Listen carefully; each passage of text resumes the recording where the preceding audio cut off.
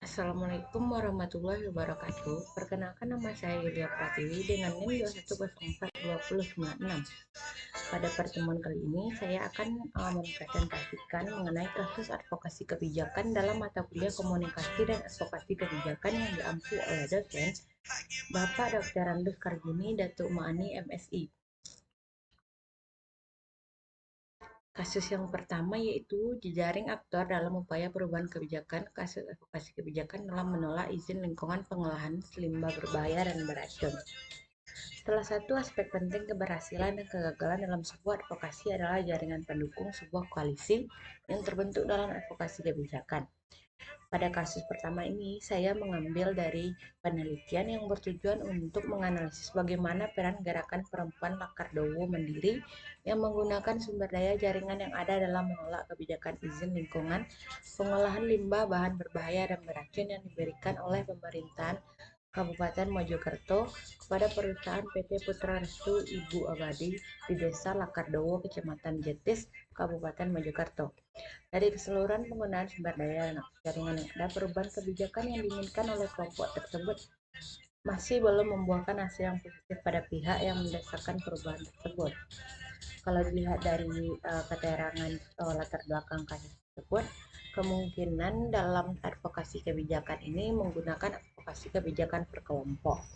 Karena dilihat dari kebijakan yang mereka inginkan itu dilakukan oleh gerakan perempuan Lokardowo Mandiri yang menggunakan sumber daya jaringan dalam menolak kebijakan izin lingkungan pengolahan sampah bahan berbahaya dan beracun yang diberikan oleh pemerintah Kabupaten Mojokerto kepada perusahaan PT Putra Restu Ibu Abadi di Desa Lakardowo.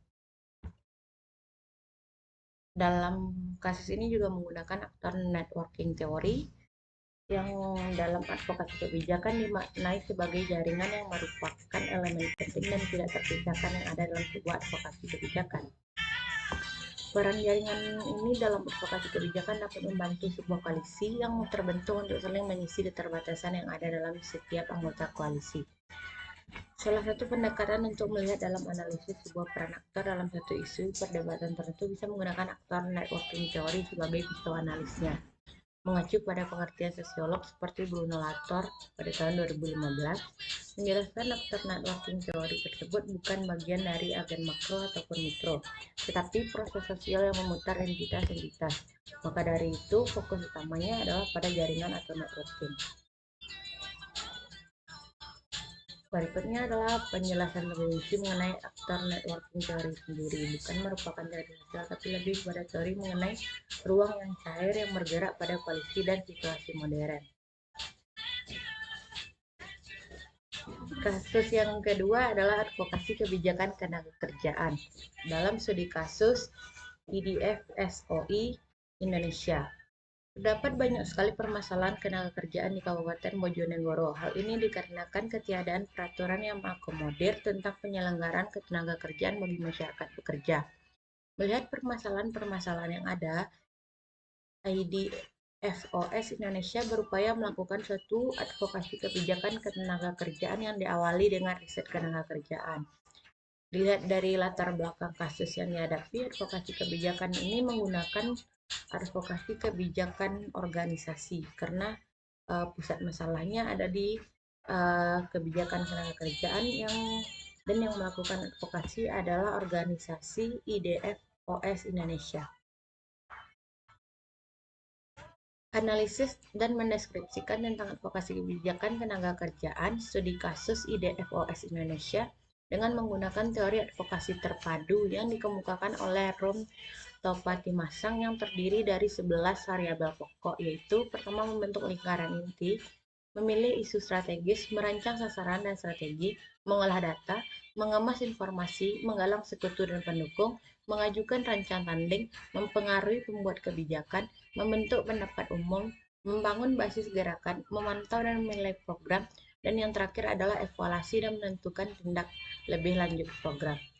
Dalam praktiknya, pembentukan lingkaran inti advokasi kebijakan ketenagakerjaan ini adalah kolaborasi antara IDFOS Indonesia yang bertindak sebagai aktor utama, kemudian INFID, dan prakarsa yang membantu dalam analisa temuan riset ketenagakerjaan, serta pendanaan riset. Begitu juga dengan Yayasan SIFA yang menurut serta dalam pendanaan riset ketenagakerjaan dan kegiatan-kegiatan FGD dalam advokasi.